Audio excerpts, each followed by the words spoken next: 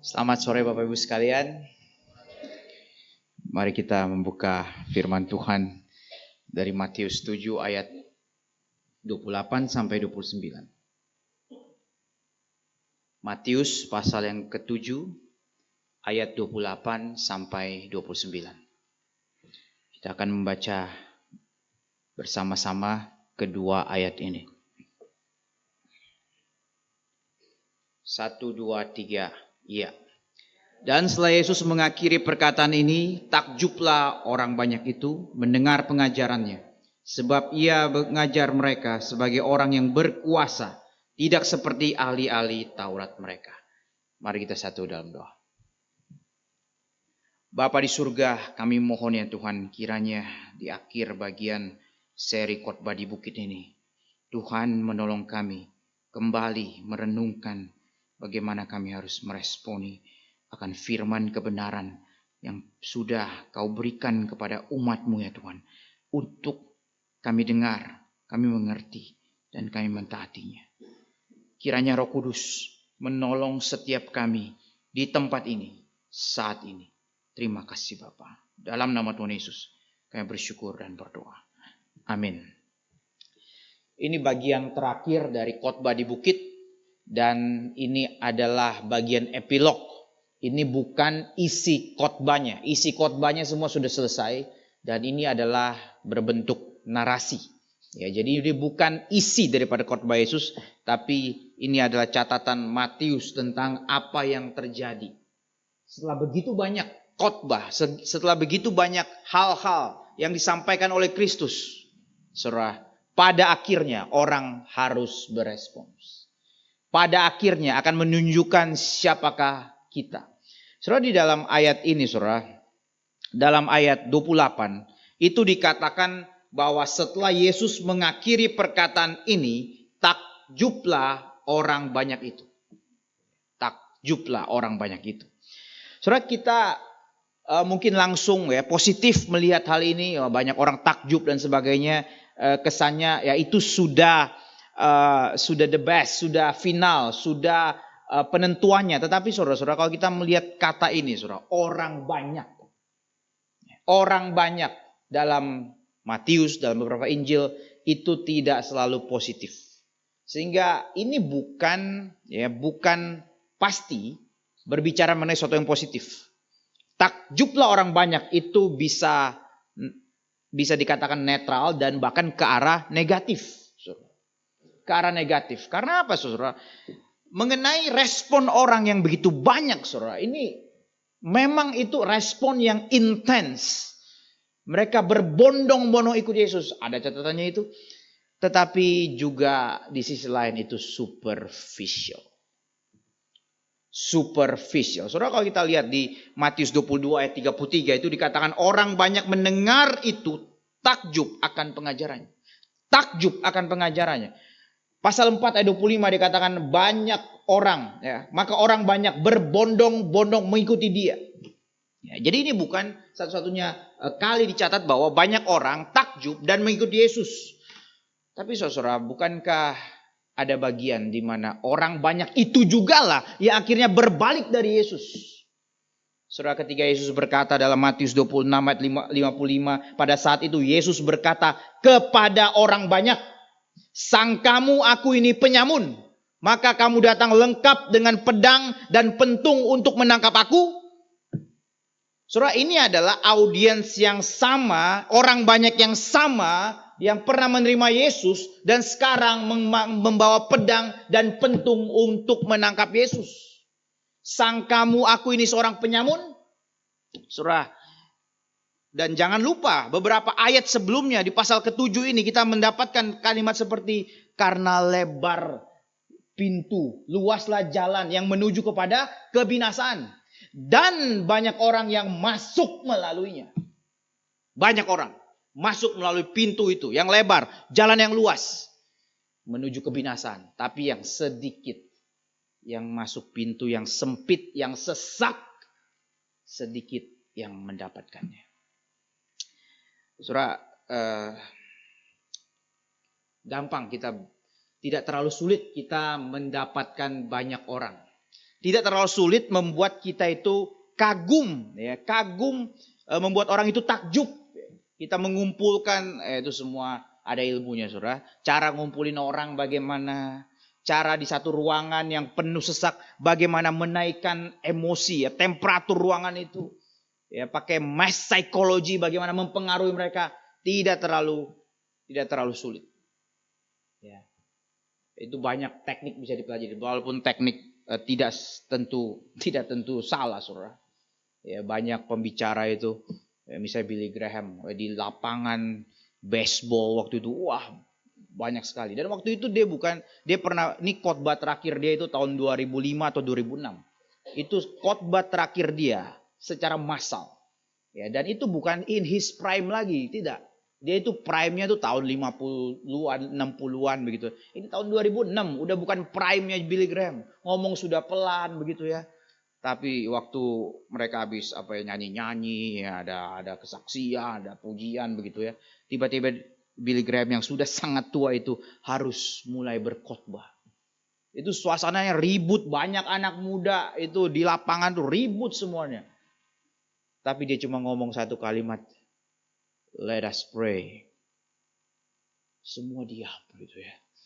Semua diam lalu dia berdoa dan amin, dia mulai khotbah, semua diam. Ya, salah seorang hamba Tuhan yang datang itu langsung dalam hatinya, dia pro, ini orang pro ini. Ya, itu positif, saudara. Tapi banyak kita tahu bahwa dia hamba Tuhan, tapi banyak public speaker, ya, charismatic leader punya teknik-teknik tertentu untuk membuat orang itu amazed, orang itu kagum.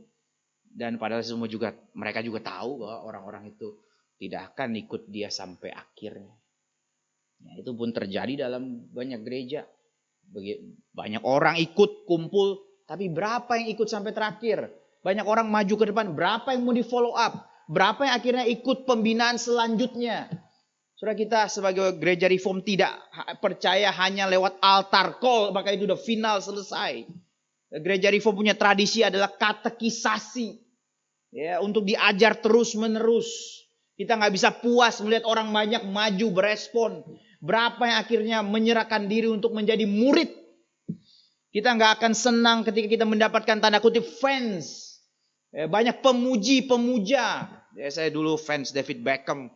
Waktu saya SD, kamar saya itu nggak lepas, nggak ada tembok yang bisa lepas dari poster Manchester United sama David Beckham, sama tim nasional Inggris.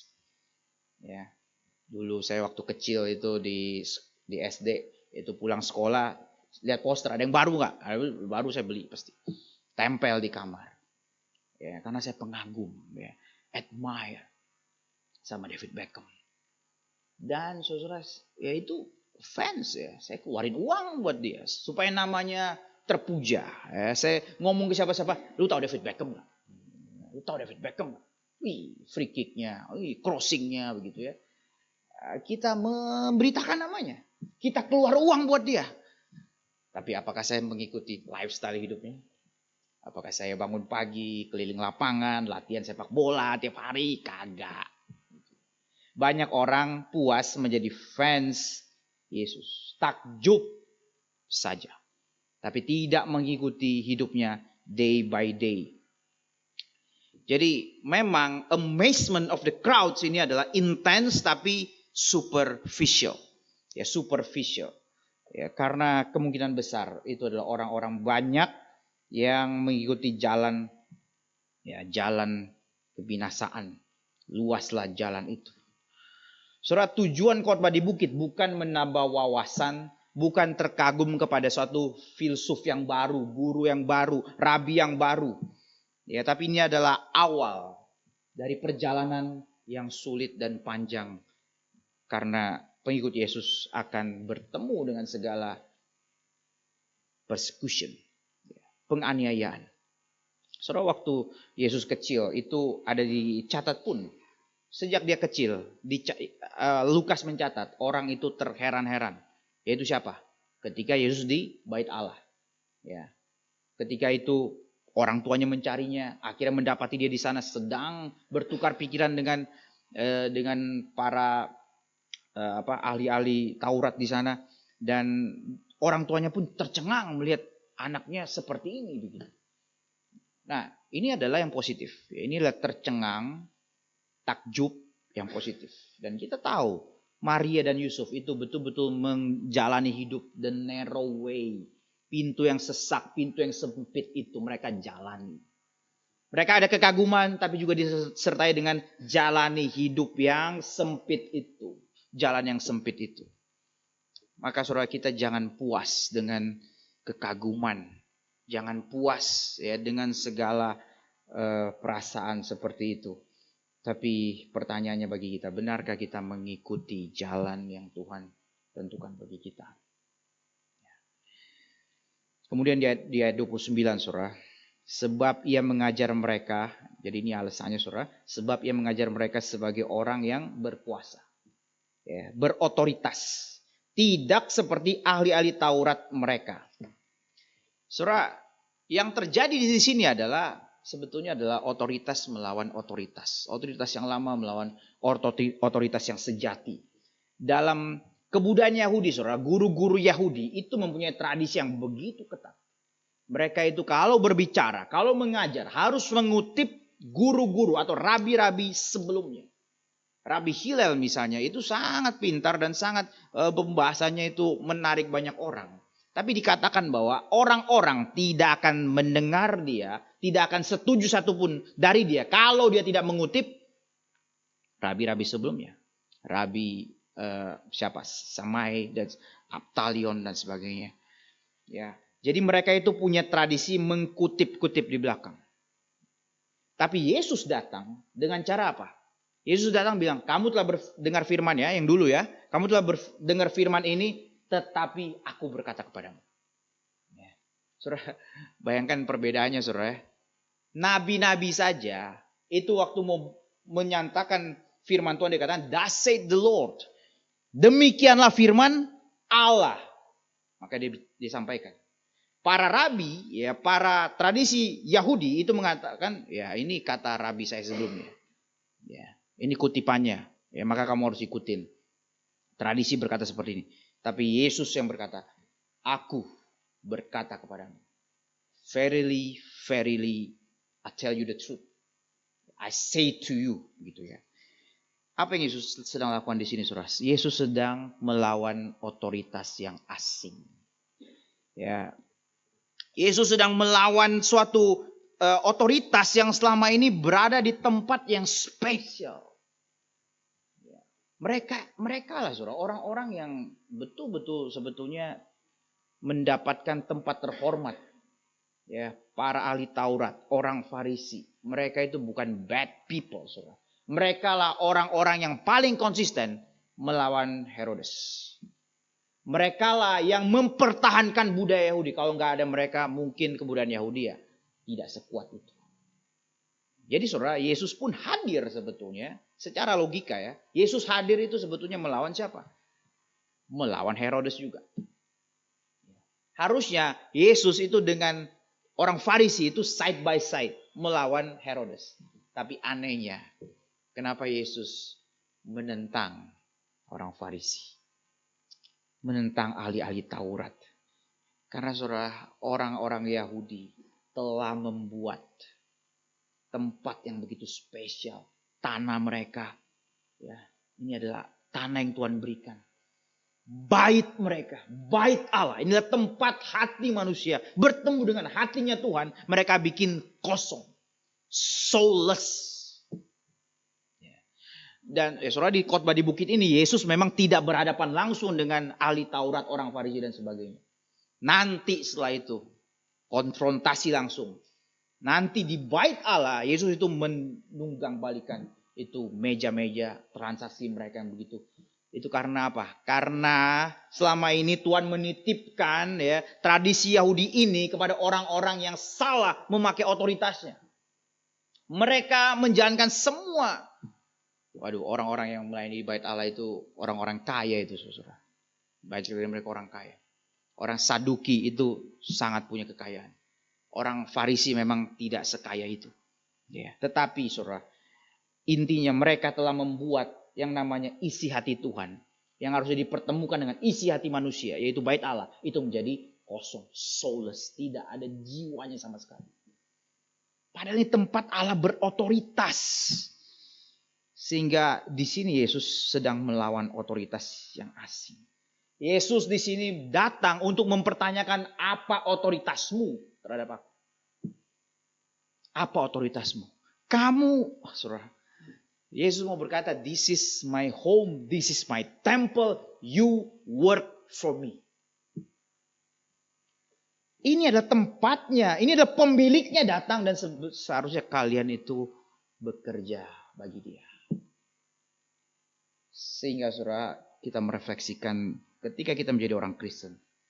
Sebetulnya tidak ada istilah my money, my house, my time dan sebagainya. Itu nggak ada itu. Semua itu dipinjamkan oleh Tuhan. On loan, bukan hak kita sebetulnya. Istilah my. Kita seperti anak kecil. Di hadapan Tuhan, Tuhan mungkin ketawa lihat kita. Saudara, kayak kita melihat anak kecil berumur yang ya berapa? 4 tahun, 5 tahun begitu ya. Ketika datang ke tempat favoritnya ya di pantai gitu. Wah, ini pantai saya. Pantai kamu. Wah, ini kota saya, ini tempat renang saya nih begitu ya. Tempat renang kamu gitu. Saudara, ada satu hal yang lucu, saudara. Saya tinggal di apartemen ya. Beberapa kali berencana pindah rumah gitu ya. Karena ya tahu lah saudara, apartemen sempit ya. Sudah berapa tahun di sana ya?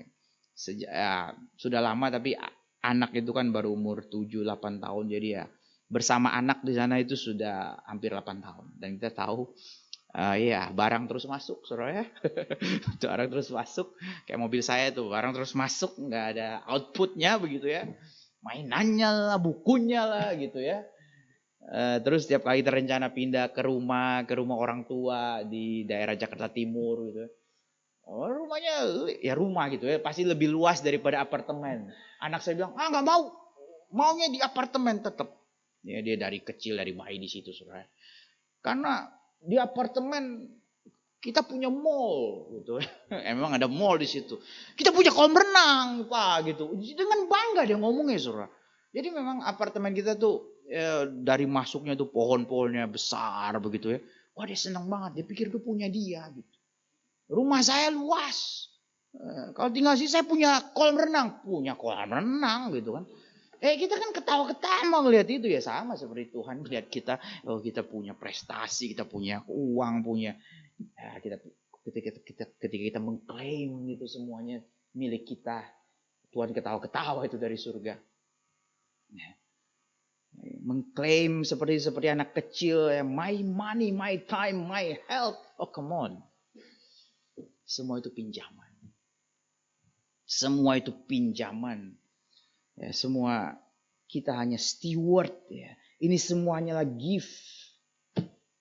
Maka pertanyaan kita, ya refleksi bagi kita. Berapa banyak waktu kita berikan untuk pelayanan? Ya, berapa banyak waktu kita kalau kita, ini waktu dari Tuhan, oke. Ya, amin. Kalau Tuhan mau pakai untuk pelayanan, kenapa kita merasa berhak gitu untuk menahan-nahan? Ya, saya nggak bilang semua pelayanan ditawari kita harus terima begitu ya. Ya kita juga udah pasti harusnya punya penilaian mana yang betul-betul Tuhan panggil kita di sana begitu. Ya, tapi yang jelas orang yang tidak melayani sama sekali itu tanda tanya. Ya, kita pikir apa sih gereja itu ya, ada pengurus, majelis, hamba Tuhan, penatua, mereka lah tuh yang kerjaannya ngurusin gereja. Nah, kita mah pengunjung aja, visitor. Itu konsep dari mana itu? Ya. Bukankah orang Kristen, orang yang menerima keselamatan dari Tuhan, dia sadar bahwa ini adalah milik Tuhan gitu. Hidupnya anugerah. Hidupnya diberikan untuk bersyukur kepada Tuhan, untuk memuliakan Tuhan. Jangan terjebak kepada seperti agama Yahudi yang no substance. Tidak ada substansinya lagi. Ya, lalu kita berkata, inilah yang membuat saya bosen sama agama. Otoritas ya, kata otoritas itu tabu hari ini. Seperti tabu. Ya. Seakan-akan saudara, kalau kita lari dari otoritas, itu membuat hidup kita itu lebih bahagia, lebih enjoyable. Saya ingin bebas ya, tapi saudara bayangkan ya, misalnya kita di Jakarta, di Depok, ya, macet tiap hari. Salah satunya karena apa? Lampu merah, ya kan? Lalu kita bilang, saya mau lepas daripada otoritas lampu merah ini. Lalu kita matikan semua lampu merah di kota ini. Apa yang terjadi saudara? Chaos. Ya, chaos saudara-saudara. Ya, perempatan-perempatan itu mandek gitu. Ya. Kita nggak bisa lari dari otoritas. Ketika kita menentang otoritas yang lama, kita akan bikin otoritas yang baru, yaitu aturan kita sendiri. Ya, aturan kita sendiri itu otoritas kita. Ya. Dan saudara, apa yang menjadi permasalahan daripada orang-orang Yahudi ini, saudara? Mereka akhirnya tahu, saudara. Akhirnya kita bisa tahu apa isi hati mereka. Itu kita baca di dalam di tempat lain, saudara. Ketika itu Yesus bertanya kepada mereka, baptisan Yohanes itu dari mana? Ya, dari manusia atau dari surga? Lalu mereka nggak jawab, ya kan? Mereka berdiskusi. Kalau kita bilang dari surga, dia akan begini-begini. Kalau kita bilang dia itu dari manusia, nanti begini-begini. Ya, kenapa? Terus penulis mencatat, sebab mereka takut kepada orang banyak. Saudara, mereka menjadi ahli Taurat yang mengkutip dan sebagainya. Itu sebetulnya tidak masalah. Bukan itu permasalahannya. Ya, kita mengkutip sampai hari ini, kita scholar juga mengkutip. Mau scholar itu non-Kristen maupun Kristen itu mengkutip. Ya. Dan itu menyatakan kerendahan hati. Ya, saudara, masa kita kalau asal mengaplikasikan ini, oh iya Yesus tidak mengutip ya. Mereka berkata begini, tapi aku berkata kepadamu. Terus kita juga sebagai orang Kristen menulis jurnal, kita tulis footnote-nya Kias Yohanes Wisang begitu ya. Kutip nama sendiri begitu ya. Ya itu kan bukan kerendahan hati gitu ya. Ini bagus, mereka rendah hati ya, mempertahankan tradisi dan itu works, ya, terbukti ya. Tetapi di sini bocorannya adalah mereka memakai semua itu sebetulnya hanya untuk mempertahankan muka mereka di depan orang banyak. Banyak orang beragama, banyak orang bergereja reform bahkan. Itu hanya untuk membanggakan dirinya adalah orang reform. Membanggakan dirinya adalah orang yang rajin, ya belajar dan sebagainya. Tapi itu buat apa? Untuk apa? Untuk dia itu ya tergantung ya, orang-orang tuh seringkali punya pergaulan kesehariannya itu ketemu orang siapa, dia mau menampilkan sesuatu dalam dirinya. Dia mau menunjukkan dia beragama, dia cari yang paling canggih gitu. Carilah gereja yang paling besar, teologinya paling canggih untuk menunjukkan dirinya orang seperti itu. Waktu saya Mas Kapin itu ya, saya ke gereja-gereja masuk, ada satu ketemu pendeta itu orang yang sehari-hari itu di di wilayah apologetika online begitu ya. Dia menceritakan, ini ada Pak, tolong ditindaklanjuti orang ini. Ngaku-ngaku orang reform. Ya, padahal dia, si ibu itu, ibu itu sudah didisiplin berulang kali begitu. Sudah dipanggil sama hamba Tuhan kita berulang kali. Tapi tetap aja mengaku, saya penginjilnya STEMI. Begitu saudara. Ya, waktu itu saya juga pernah bertemu ada seorang itu yang kesehariannya itu adalah berdebat dengan orang lain begitu ya. Terus waktu itu ketemu saya di satu tempat. Terus ternyata dia suka mendengarkan acaranya Pak Hendri begitu ya. Terus biasalah ya minta foto dan sebagainya, ngomong-ngomong gini gitu. Sangat excited begitu. Rajin mendengarkan khotbah-khotbah daripada Gary, daripada Reform 21 dan sebagainya. Tapi itu semua dipakai untuk mendukung teori konspirasi yang dia percayai. Alamak, pikir, kok kayak begini pendengar-pendengar kita ya gitu. Itu semua dipakai untuk mendukung. Berarti kan dia memakai itu buat apa? Ya, berarti itu hanya untuk tempelan di luar itu. Ya, jarang gitu ketemu orang yang dengar khotbah kita begitu ya. Terus bilang, Pak, saya sering mendengar ini, maka saya makin mau hidup menyangkal diri dan pikul salib. Kayak nggak pernah ada itu. Bagus ya Pak, bagus ya Pak. Itu bagus loh. Saudara, saya takut saudara. Saya takut satu hal saudara. Kita itu, jangan-jangan kita yang menghidupi keagamaan yang sempit. Kita itu self-affirmation. Ya, kita sama-sama melayani, kita sama-sama memuji pelayanan orang lain. Oh Pak, bagus hari ini pelayanan bagus. Ya entah itu entah itu khotbah, entah apa begitu ya. Bagus pelayanan hari ini. Saudara, bagus nggak bagus saudara? Ya itu kalau kita yang mengafirmasi, itu pengakuan yang sejati apa enggak? Ya, kalau jangan-jangan nih saudara, kita sedang membuat kompetisi sendiri. Ya, kita meng-create piala sendiri. Ya, pemainnya kita, wasitnya kita, jurinya kita. Terus kita bilang kita juara. Itu kan konyol gitu ya. Self-affirmation. Harusnya, ya ini tentu nggak mutlak. Tetapi saudara, kalau satu komunitas, satu gereja Tuhan itu betul-betul diberkati Tuhan. Harusnya ya, orang sekitarnya merasakan. Orang di luar tembok ini merasakan. Bukan cuma kita saling mengaku. Ya Pak, bagus pelayanannya. Oh, ini bagus pelayanannya. Jangan kita puas dengan hal itu. Karena kita itu ya nggak bisa cepet-cepet kayak begitu. Jangan-jangan kita itu ya apa ya, ini ada satu istilah yang pernah diucapkan oleh seorang hamba Tuhan. Ada orang itu berhalanya katakanlah uang ya. Berhalanya itu adalah popularitas ya, kayak orang Farisi ini gitu ya. Tapi ada juga orang yang berhalanya itu adalah agama dia sendiri. Gereja dia sendiri. Maksudnya bagaimana? Kita kan mengutamakan. Enggak gitu. Saudara, hukum kedua dalam hukum 10 hukum itu. Anak lembu emas itu bukan bicara mengenai mereka meng-create dewa baru. Tidak. Mereka meng-create patung anak lembu emas. Dan mereka identify this is as Yahweh.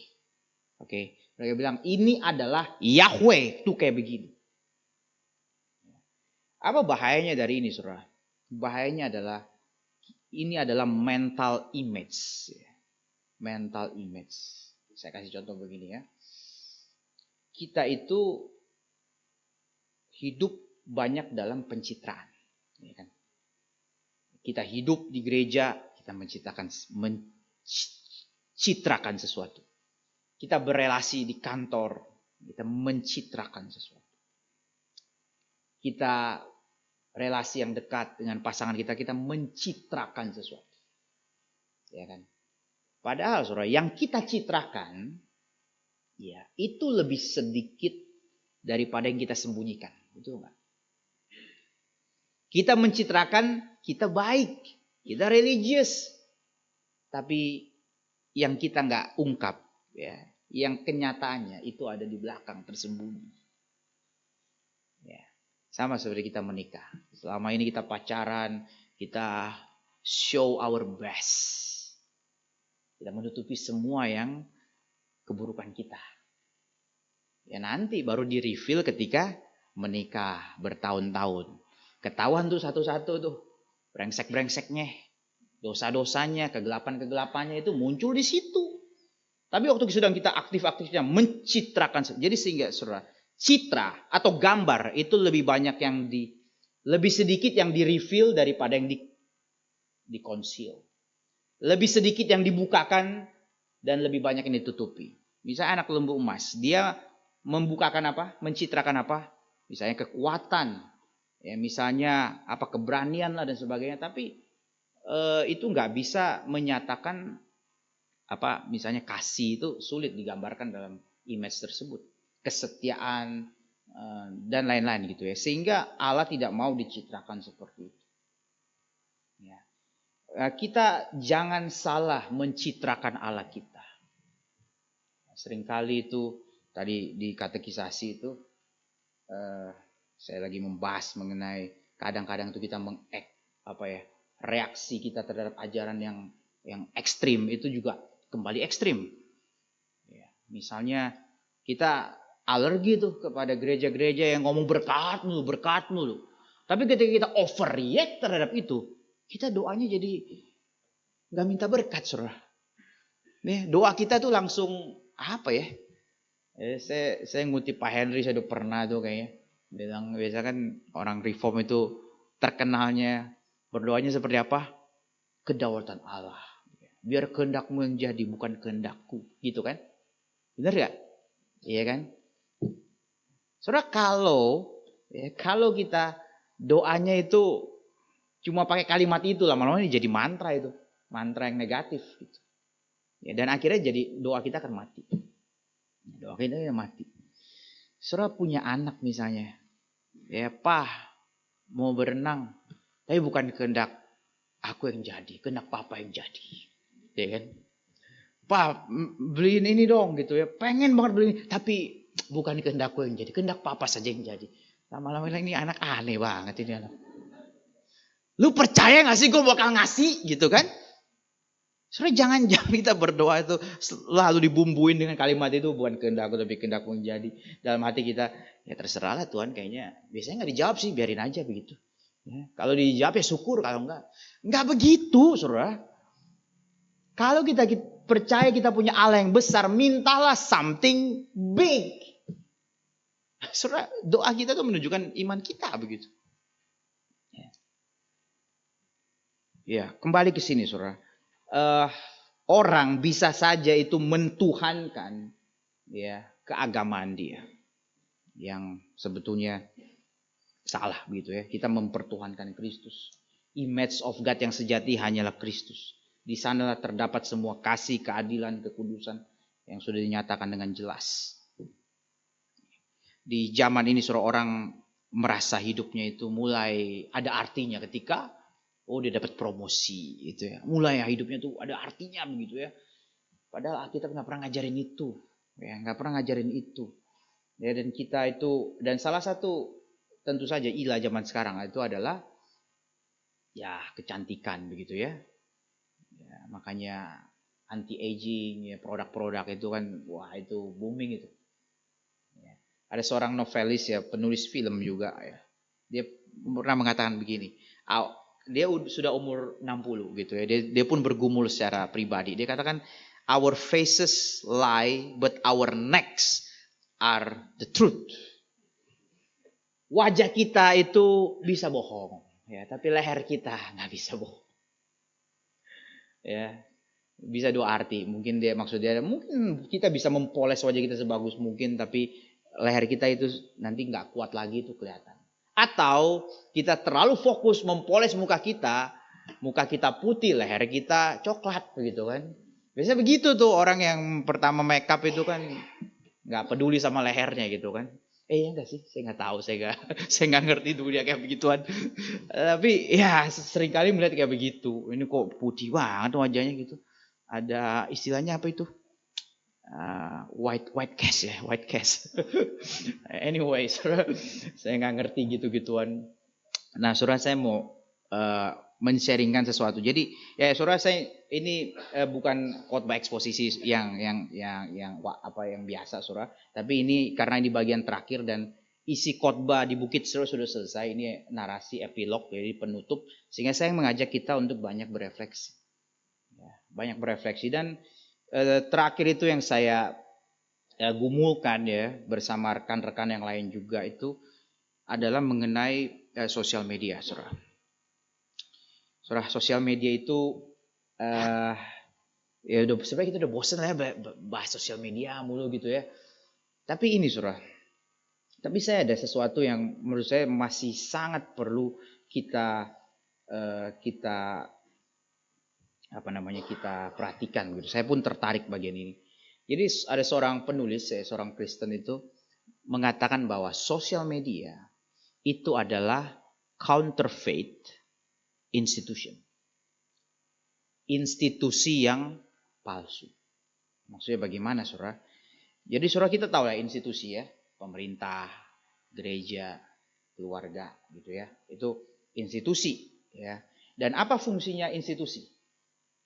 Membentuk hasrat. Ya kan? Institusilah yang memerintahkan kita untuk pay attention to this, pay attention to that. Lama-lama terjadi habit, lama-lama terjadi hasrat di sana. Ya kan? Ya, anak saya dari kecil itu ya saya dengerin musik klasik. Ya, sampai sekarang dia suka dengerin Beethoven. Ya, karena habit. Saya sebagai kepala keluarga, pemimpin institusi keluarga, saya yang mengarahkan dia. Kalau nggak ada itu, ya dia nggak bakal suka Beethoven. Dia nggak akan suka. Dulu tuh tiap bangun pagi, mau denger pendeta Stephen Tong kondak begitu ya, selalu kayak begitu. Sekarang sih udah enggak, karena sudah masuk ke sekolah, sudah punya habituasi yang baru.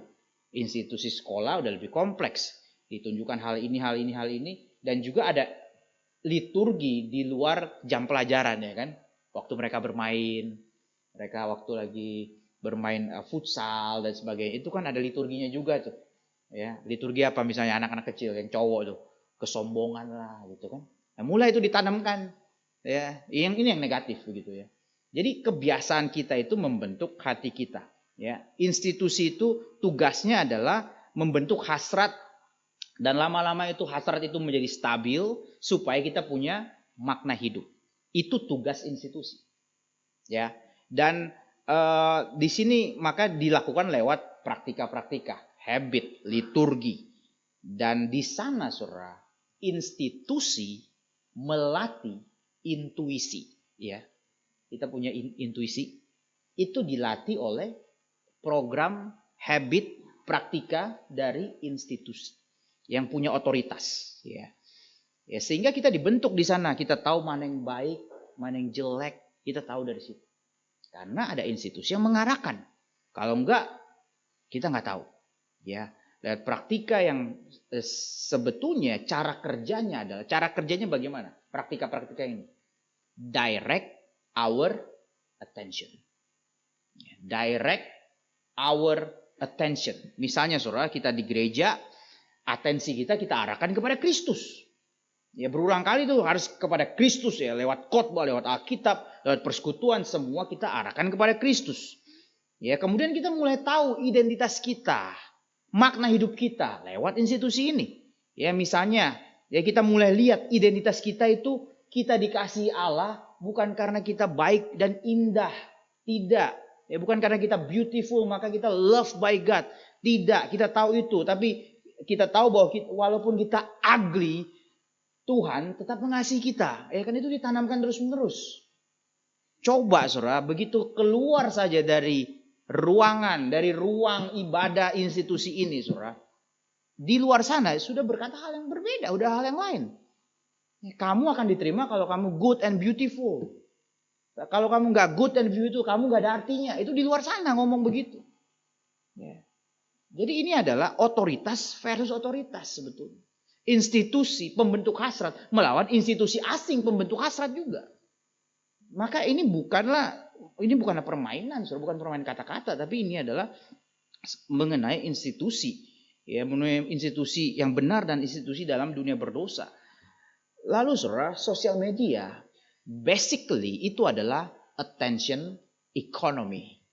Ya, attention economy, saudara. Jadi saudara lihat semua jurus yang dipakai oleh sosial media.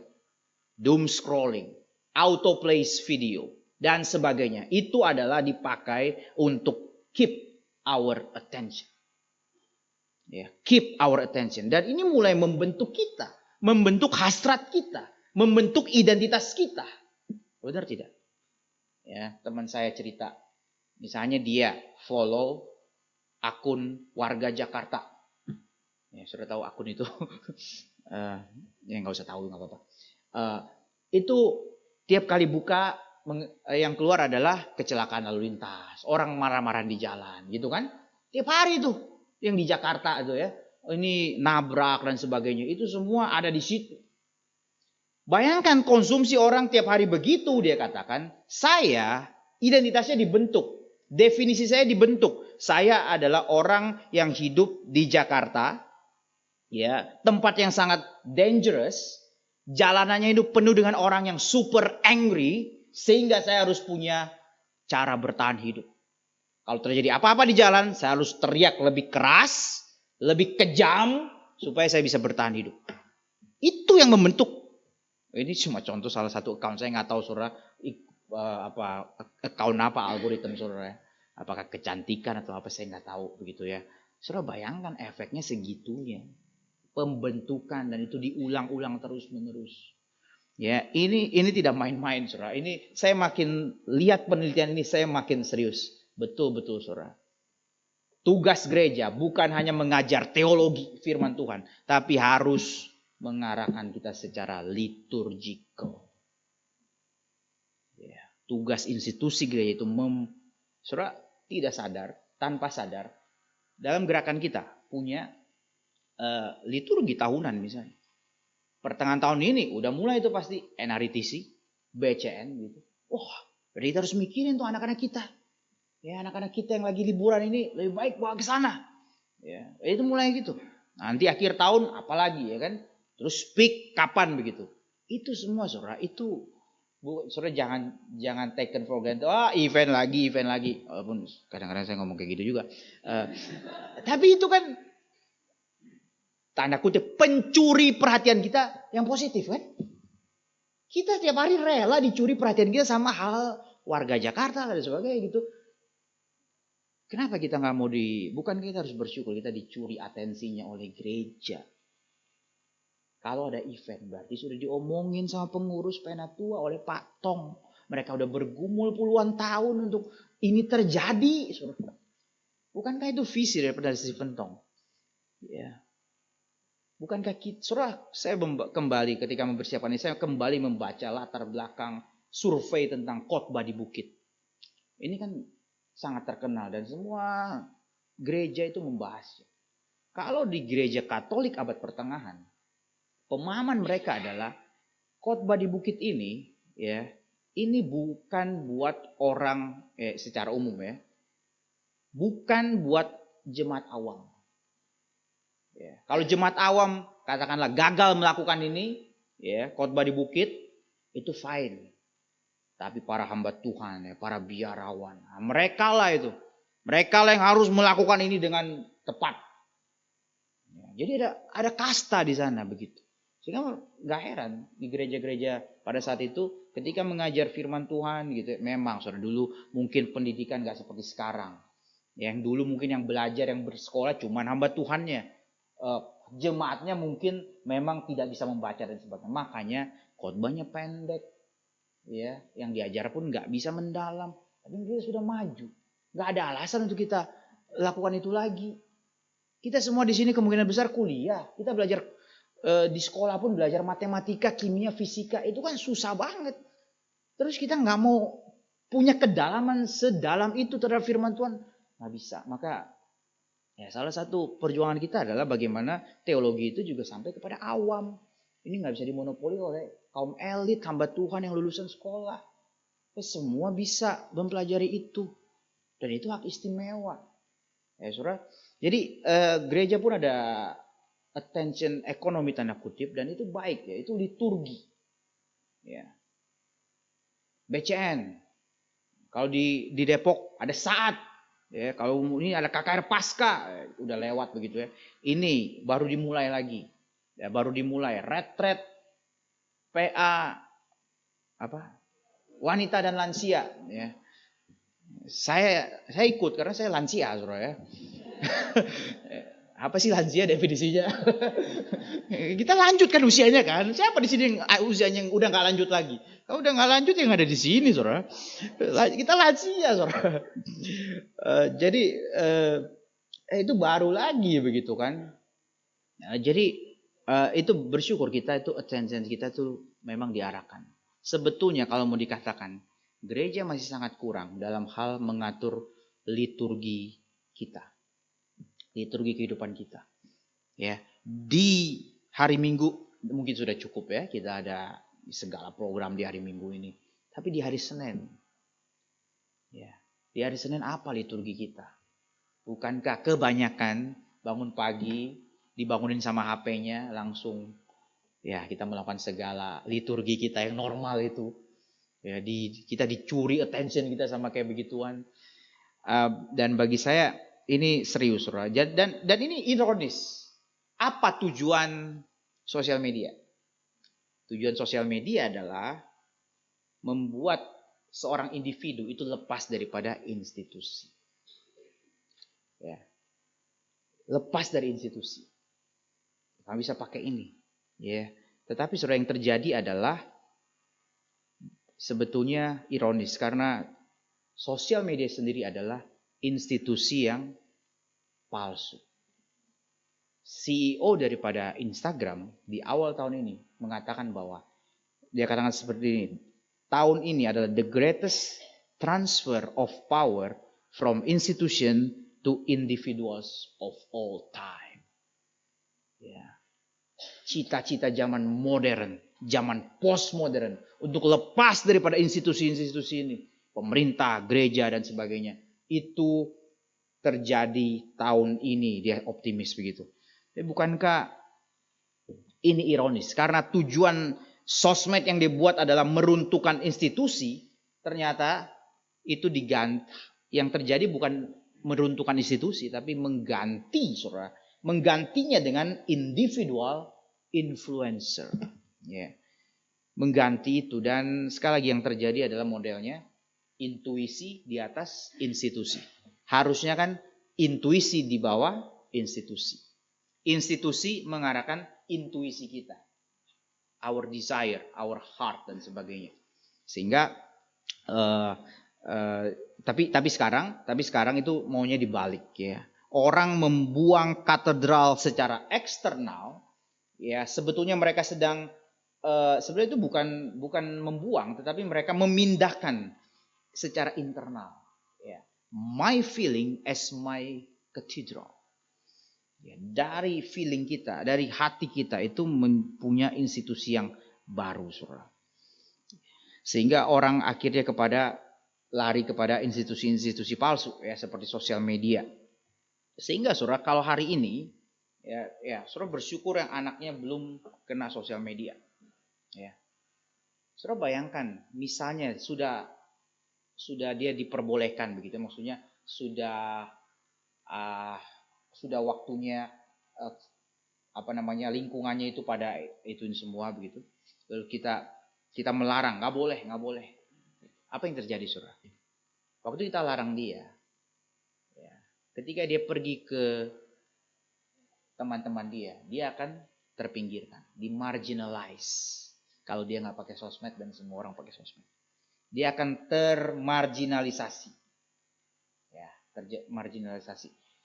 Maka ada terjadi perubahan. Katanya kita yang anti institusi, kita itu anti sama koersif, pemaksaan, ya kan?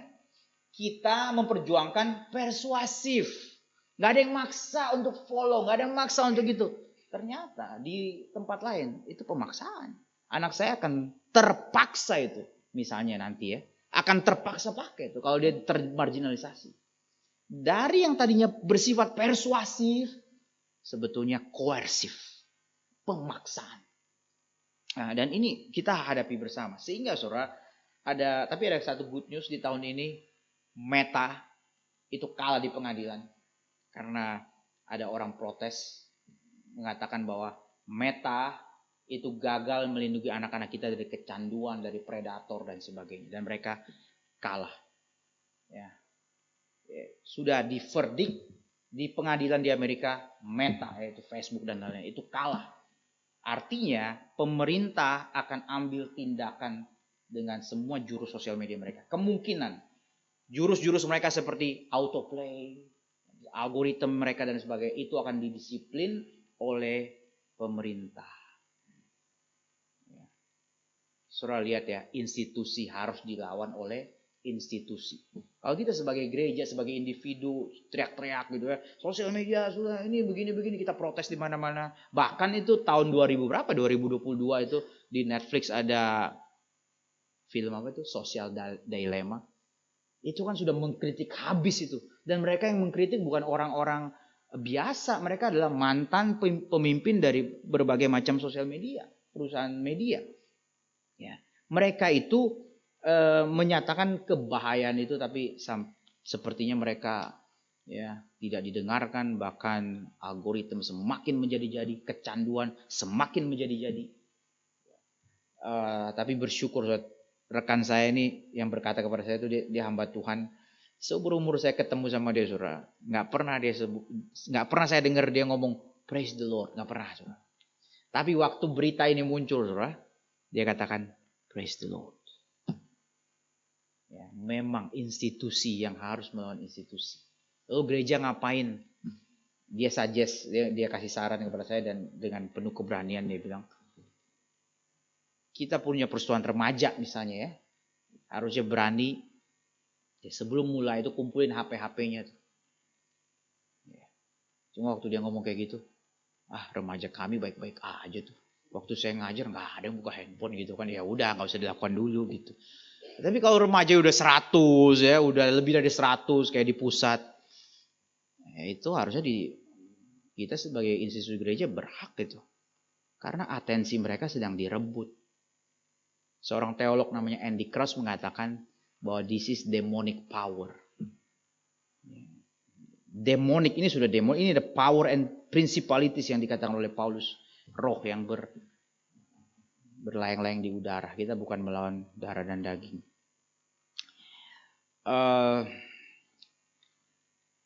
Kita kembali di sini, saudara. Yesus, kenapa kita kagum kepada Yesus? Apakah hanya karena dia itu dibandingkan dengan para ahli Taurat itu seperti lawyer saja yang ngerti hukum, kutip sana sini, komentar sana sini, tapi Yesus sendiri adalah pembuat hukumnya, dia pencipta hukumnya. Maka nggak mungkin dia salah dalam hal ini.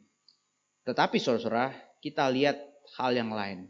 Ya, ini banyak penulis menekankan bahwa dia memang dia yang menciptakan hukum itu. Ini adalah tempatnya dia, tapi di sisi lain kita mesti lihat, dan bagi saya ini pantas untuk kita refleksikan, yaitu bagian ini, saudara. Saudara, dalam beberapa tempat Yesus mengatakan, ya, aku tidak dapat mengerjakan sesuatu dari dirinya sendiri. Ya. Jadi dia tidak bisa mengerjakan ini dari dirinya sendiri jikalau tidak melihat Bapa mengerjakannya.